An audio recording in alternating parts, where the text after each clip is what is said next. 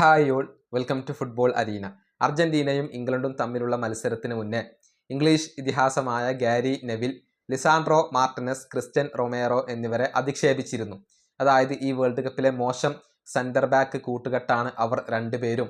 അവർക്കെതിരെ കംഫർട്ടബിൾ ആയിക്കൊണ്ട് വിജയിക്കാൻ ഇംഗ്ലണ്ടിന് സാധിക്കും എന്നായിരുന്നു ഗാരി നെവിൽ പറഞ്ഞിരുന്നത്. മത്സരശേഷം റൊമേറോ നെവിലിന് മറുപടി നൽകുകയും ചെയ്തിരുന്നു. അതായത് വിരമിച്ചു കഴിഞ്ഞാൽ താൻ അദ്ദേഹത്തെ പോലെ ഒരു വിഡ്ഢിയാകില്ല എന്ന് പ്രതീക്ഷിക്കുന്നു. വിരമിച്ചു കഴിഞ്ഞാൽ താൻ അദ്ദേഹത്തെ പോലെ താരങ്ങളെ വിമർശിക്കില്ല എന്നൊക്കെയാണ് റൊമേറോ നെവിലിനുള്ള മറുപടിയായി കൊണ്ട് നൽകിയിരുന്നത്. ഇപ്പോഴിതാ അതിന് മറുപടി നൽകിക്കൊണ്ട് നെവിൽ രംഗത്ത് വന്നിട്ടുണ്ട്.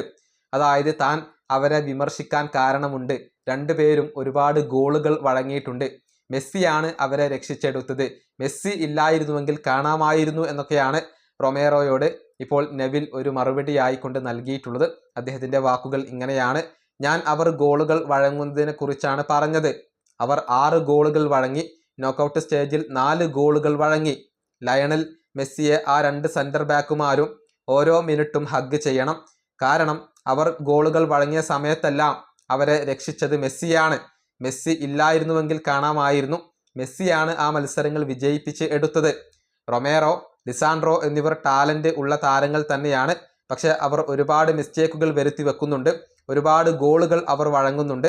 അതിനെയാണ് ഞാൻ വിമർശിച്ചത്.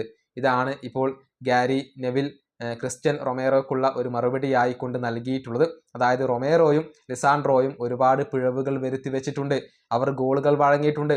അപ്പോഴെല്ലാം മെസ്സിയുടെ ഒരു മാസ്മരിക പ്രകടനമാണ് അർജന്റീനയെ രക്ഷിച്ചത്. മെസ്സി ഇല്ലായിരുന്നുവെങ്കിൽ കാണാമായിരുന്നു എന്നൊക്കെയാണ് നെവിൽ ഇപ്പോൾ ഇവർക്കുള്ള ഒരു മറുപടിയായി കൊണ്ട് നൽകിയിട്ടുള്ളത്. ഈ വീഡിയോയുടെ അവസാനിപ്പിക്കുന്നു. അടുത്തൊരു വീഡിയോ കാണാം.